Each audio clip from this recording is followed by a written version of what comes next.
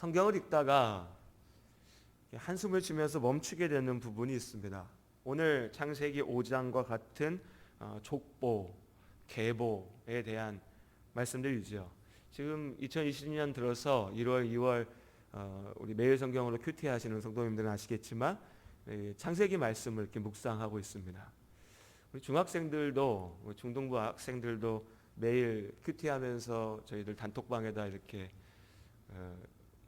기억에 남는 구절들 한 구절씩 이렇게 올리는 것을 같이 이렇게 하고 있는데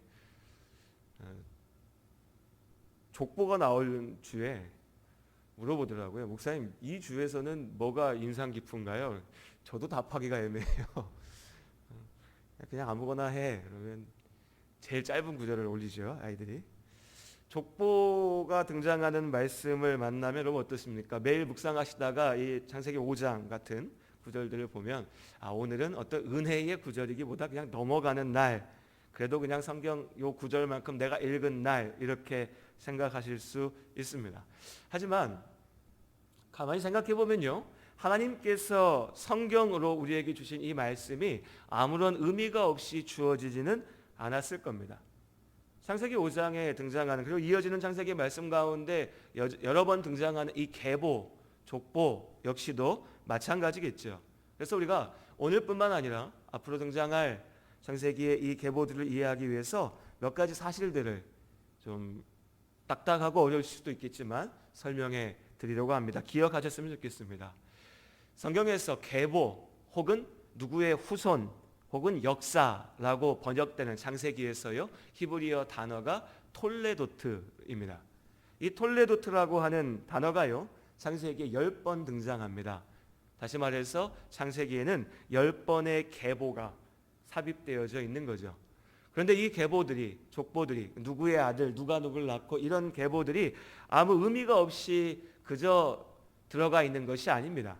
창세기를 이해하기 위하여서, 이 하나님의 말씀을 이해하기 위한 어떤 구조적인 장치로 이 글의 의미를 더 분명하게 드러내기 위해서 이 톨레도트가 사용되어지고 있는 거죠. 이것을 이해하기 위해서는 우리가 창세기를 모세오경의 시선에서 바라봐야 됩니다. 오늘이 창세기 말씀을 나누기 시작한 지 8번째 되는 날인데요, 주인데, 처음 제가 창세기의 강해를 시작하면서 드렸던 말씀 기억하실 겁니다. 모세오경 얘기를 많이 했죠.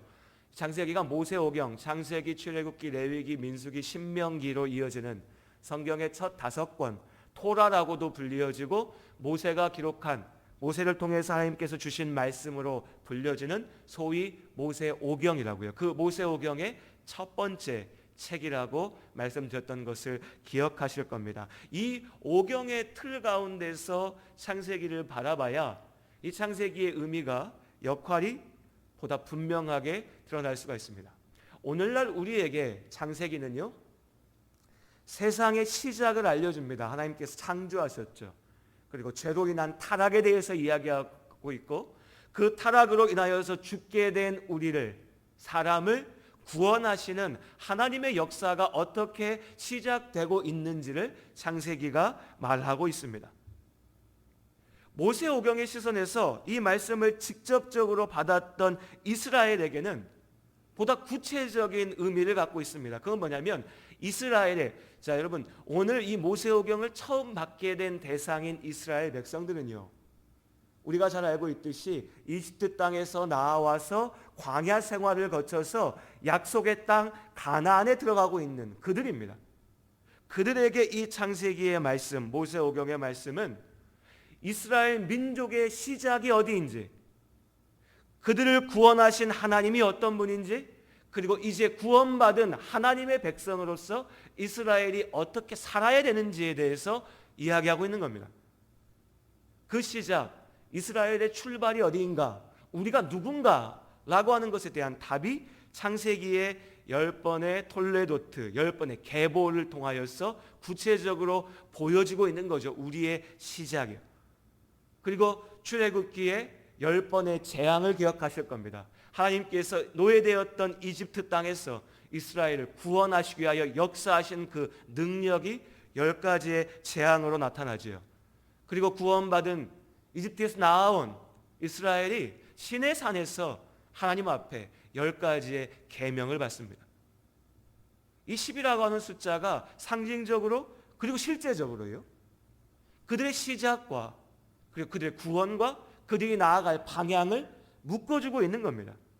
이렇게 모세오경의 틀 가운데서 이 창세기의 족보, 우리가 성경을 개인적으로 읽을 때는 뭘 자꾸 낳고 죽고 이러고 있나라고 좀 어렵게 여기고 답답하게 여기고 넘어갈 이 구절들이 사실은 한 집안의 족보를 넘어서 이스라엘, 나아가서는 모든 구원받은 하나님의 성도의 출발이 어디에 있는지를 보여주고 있는 것입니다. 오늘 본문의 말씀에 좀 더 집중을 해보죠. 오늘 창세기 5장의 계보는요, 아담으로부터 시작해서 31절, 32절까지 나아가면 노아에게로 이어집니다. 여기 등장하는 인물이 모두 10명입니다. 아담부터 노아까지요. 눈으로 이렇게 한번 쭉 훑어보시면 몇몇 이름들이 눈에 띕니다. 우리에게 익숙한 이름들이죠. 일단 아담이 있습니다. 아담은 누굽니까? 모든 사람의 시작이죠. 하나님께서 창조하신 사람이었습니다. 그리고 이어서 보다 보면 에녹이라고 하는 이름이 눈에 들어옵니다. 에녹이요. 우리 찬송에도 있죠. 찬송가 찬양할 때 옛날 에녹같이 우리들도 천국에 들려올라 갈 때까지. 바로 그 에녹입니다. 에녹은 엘리야와 더불어서 죽음을 겪지 않고 하나님과 함께한 사람이었죠.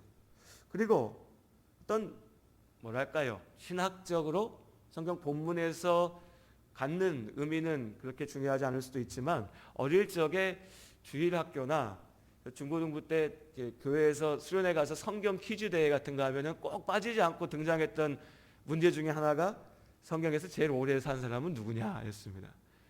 무드셀라, 그죠? 이 무드셀라의 이름도 좀 익숙합니다. 이런 이름들이 창세기 5장의 족보 가운데 등장하고 있습니다. 그런데 이 사람들의 이름을 외우고 이 사람들의 이야기를 하는 것이 족보의 목적은 아니겠죠. 그럼 이 창세기 5장의 계보가 우리에게 보여주는 것은 무엇인가? 이것을 보고 우리가 기억해야 될 것은 무엇인가? 먼저 아담의 이름은요, 오늘 5장 1절과 2절에 등장하는 아담의 이름은 오늘 이 계보를, 아담으로부터 시작되어 노아까지 이어지는 이 계보를 우리가 창세기 1장과 2장의 관점에서 바라보아야 된다는 것을 알려줍니다. 우리가 이미 나누었던 말씀들입니다. 사람은 하나님의 형상대로 지음을 받았습니다. 우리가 하나님의 형상대로 이 땅 가운데 있습니다. 그런데 그 하나님의 형상이요, 아담에게서 멈추고 끝나는 것이 아니라 그 아담을 통하여서 그의 아들에게 이어집니다. 3절 말씀에 자기의 형상과 같은 아들을 낳아 이름을 셋이라고 하였습니다. 하나님의 형상대로 지음을 받았다고 하는 것은 사람에게 주신 가장 큰 축복이죠. 그 축복이 아담을 통해서 자손들에게로 이어지는 겁니다. 그런데 성경의 말씀 4장과 5장의 말씀을 보면은 이 하나님의 형상이요, 아담의 자손 모두에게 주어진 것이 아니라 셋이라고 하는 이름으로 제한되어져 있습니다.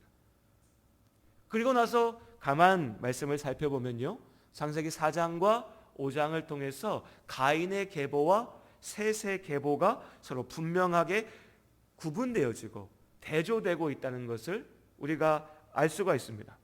공교롭게도 등장하는 이름들이 같습니다. 앞에 창세기 4장 한 장 넘겨서 이렇게 눈으로 보십시오. 창세기 4장 16절 이하에 보면요, 아담의 아들이었던, 첫째 아들이었던 가인, 그가 낳은 아들이 에녹이었습니다. 그 에녹의 이름을 가지고서 가인이 성을 짓죠. 인간 문명의 시작이라고 말씀드렸었습니다. 그리고 한참 후손이 이어져서 라멕이라고 하는 인물이 등장합니다. 이 라멕은 거짓의 사람이었죠.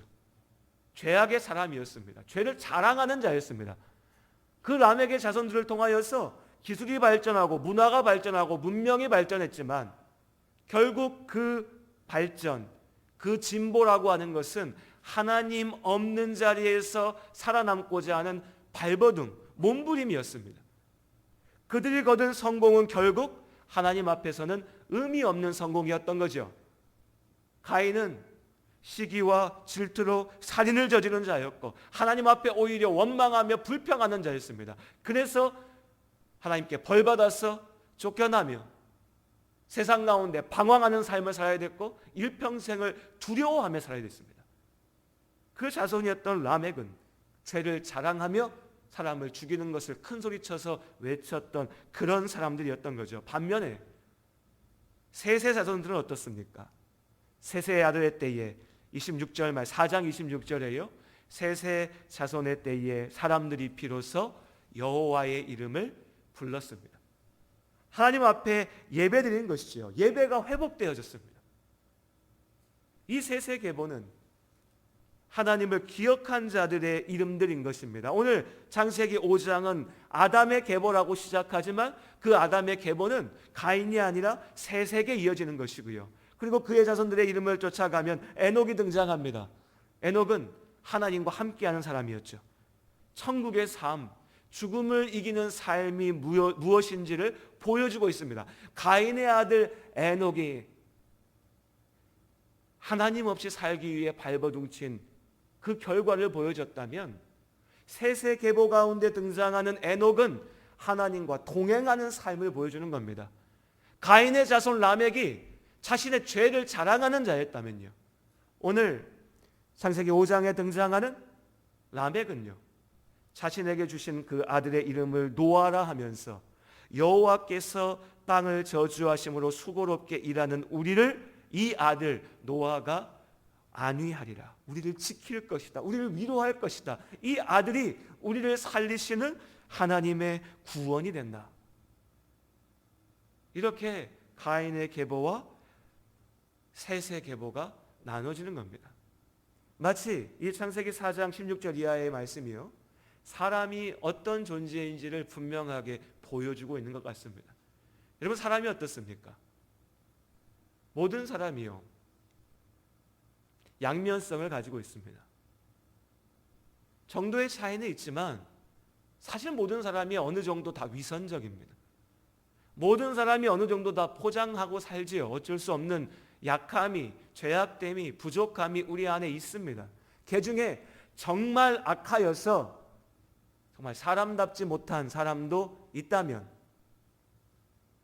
아주 극단적으로 악에 사로잡혀 있는 사람이요, 그 외에 대다수의 사람들은요 모두 이 양면성 안에 같이 있습니다.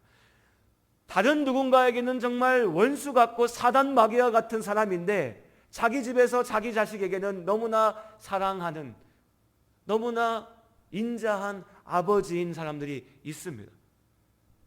누군가에게는 나를 죽이고 괴롭히는 사람인데 누군가에게는 너무나 사랑하는 자식이 되는 것이 우리입니다. 우리 안에 있는 이 양면성이죠. 우리 안에 에녹이 있고 우리 안에 라멕이 있습니다. 그런데 그 에녹이 하나님이 없이 죄악 가운데 걸어가는 에녹일 수 있고 살인을 자랑하는 라멕일 수 있습니다. 동시에 하나님과 동행하는 에녹일 수 있고요, 하나님께서 주시는 위로를 낳는 라멕일 수 있는 것입니다. 이 양면성이 우리 안에 함께 들어 있습니다. 그럼 우리가 걸어가야 될 길은 어디인가? 하나님께서 우리에게 걸으라 하시는 길은 어디인가를 우리가 오늘 이 족보를 보면서 생각할 수 있는 거죠. 오늘 창세기 5장의 이 계보를 보면서 인생에 대해서 한마디로 정의할 수 있을 것 같습니다. 오늘 저녁에 설교의 제목이기도 한데요, 제가 이 말씀을 읽으면서 정한 제목이 이렇습니다. 낳고 살고 죽다입니다. 낳고 살고 죽다. 오늘 말씀을 보면 그래요. 5장의 말씀을 한번 쭉 읽어보시면요, 정말 인간의 인생이 이게 다구나 싶습니다. 4절의 말씀에 보면 아담이 셋을 낳았고요, 그리고 5절에 930세를 살고 죽었습니다. 셋도 마찬가지입니다. 에노스를 낳았고요, 에노스를 낳은 후에 자식들을 쭉 낳고 살다가 죽었습니다. 에노스도 마찬가지입니다. 게난이라고 하는 아들을 낳았고요, 그 게난을 낳은 후에 쭉 살다가 죽습니다. 계속 반복됩니다. 사실 그래서 이 창세기 5장 같은 족보를 읽을 때 우리 눈에 안 들어오는 거죠. 낳고 살고 죽고 인간이 이러고 살다 끝나는 건가? 네, 그렇습니다. 오늘 본문의 말씀 어떻게 보면 우리의 인생이 무엇인지를 어떻게 보면 무서울 정도로 분명하게, 아주 냉정하게, 건조하게 이야기하고 있습니다. 낳고 살고 죽는 거죠. 죄로 인하여서 굳어져 버린, 갇혀버린 인생이 어떤 것인지를 보여주고 있습니다. 계속해서 낳지요. 생명을 낳습니다. 귀한 것이지요. 하지만 결국 죽습니다. 무언가를 낳는데 결국 죽습니다. 우리가 얻는 생명은 결국 죽고 끝나는 겁니다. 세세계보는 죄로 인하여서 실패하게 된 인간의 한계가 무엇인지를 분명하게 보여주고 있습니다. 하지만 그 안에서 하나님께서 주시는 소망, 우리가 붙잡아야 될 소망이 무엇인지도 또한 분명하게 보여주는 거죠. 하나씩 나누어서 세 가지를 살펴보려고 합니다. 먼저요, 낳습니다. 낳는다는 것. 자녀를 낳는다는 것. 앞서 말씀드렸지요. 오늘 계보를 이해하기 위해서 창세기 1장과 2장 아담의 시선으로 봐야 됩니다. 아담이 하와가 아버지 앞에 죄를 졌을 때, 하나님 앞에 죄를 졌을 때 하나님께서 하와에게 주신 죄가 무엇이었습니까? 자식을 낳는 거였죠. 고통입니다. 하지만 그 고통 가운데 생명이 이어지죠. 자식을 낳는다고 하는 것은 고통입니다. 오늘날 젊은 사람들이 아이 안 낳으려고 하는 것, 심지어 결혼도 안 하려고 하는 것, 사람의 계산으로만 보면요, 이해 못할 일이 아닙니다. 내 인생의 가장 좋은 20대, 30대, 내가 왜 애를 낳아서 가만 보니까 애 낳은 사람들 애한테 매여서 괴로워하고 애들한테 돈 써야 되고 내 인생의 젊은 황금기를 다 바쳐야 되고, 그런데 나이 든 어른들 보니까 자식이 왼수라고 막 외치고 있고, 그런데 내가 뭐하러 그런 짓을 해? 이해되지 않습니까? 그러니까 나 혼자 즐기면서 살 거야, 행복하게. 그런데 여러분, 이 자리에 계신 분들은 그 과정을 겪어 가신 분들이 있으니까 어떻습니까? 그런데 우리 권사님들이 어떠세요? 원수 같아도 60년, 70년, 80년의 인생이 끝나고 나의 삶을 돌아봤을 때에 내가 가질 수 있는 가장 귀한 축복이요, 결국 자녀입니다. 우리에게 주신 고통이고 아픔이지만 또한 그 고통 속에서 하나님께서 주신 축복인 거죠. 우리 인생에 중요한 소명이 있는 겁니다. 뿐만 아니라 이 자손을 통하여서 내 삶이, 우리의 삶이 100년에서 끝나는 것이 아니라, 뭐 무드셀라 같이 하면 969년 가겠지만요, 거기서 끝나는 것이 아니라 이어져 가는 것입니다. 아담에게서 모든 게 끝난 게 아니라 아담으로 셋으로, 그의 자손들로, 노아에게로 하나님의 형상이 이어져 가는 것이죠. 이것이 우리에게 주어진 소명이기도 한 겁니다. 특별히 우리의 삶이 믿음의 계보를 이어가는 삶이 될 수 있기를 하나님 안에서 소원합니다. 이것이 부모된 우리의 소명이면서 또한 교회의 소명입니다.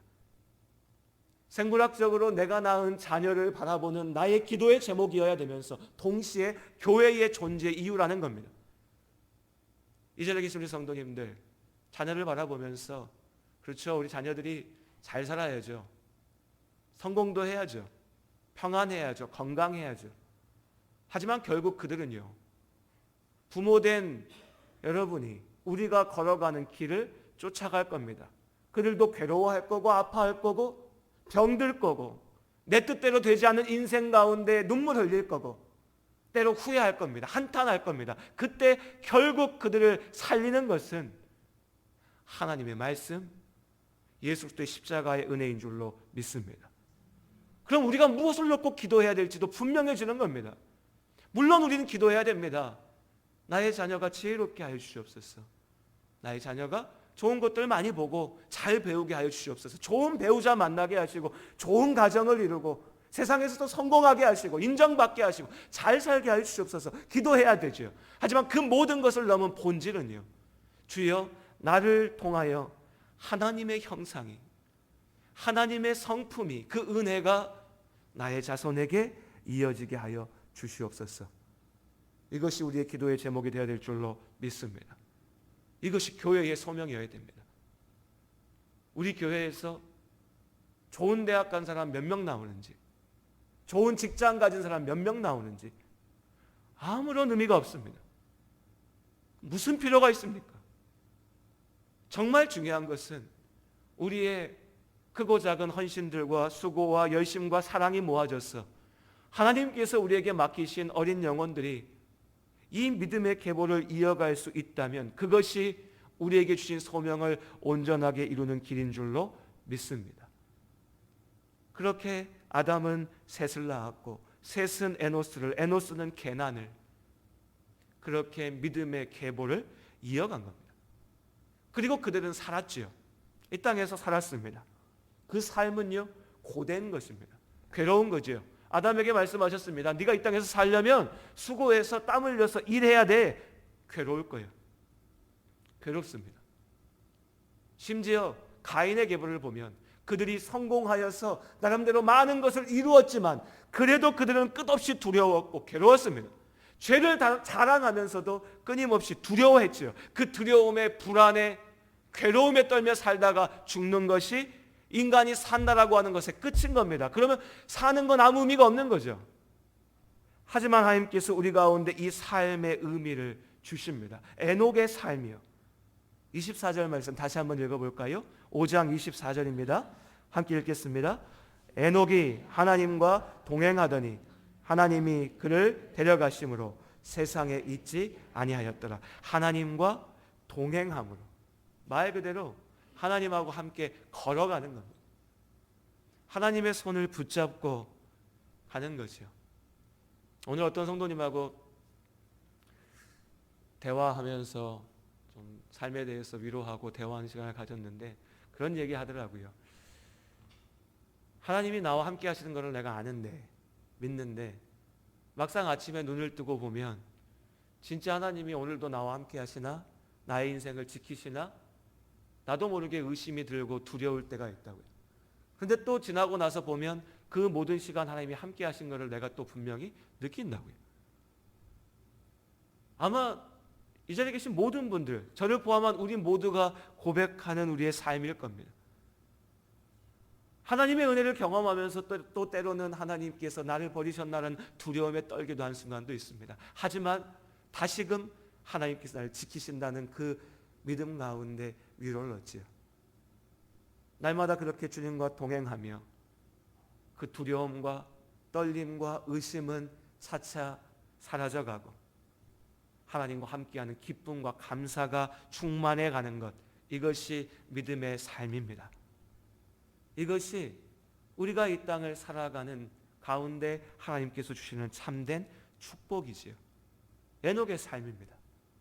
이 자리에 계신 우리 예담교회 모든 성도님들, 이 축복받은 에녹의 삶을 살아가시기를, 하나님과 동행하시기를 주님의 이름으로 축복합니다. 하나님과 동행하는 그 자리 가운데 기쁨이, 은혜가, 감사가 있습니다.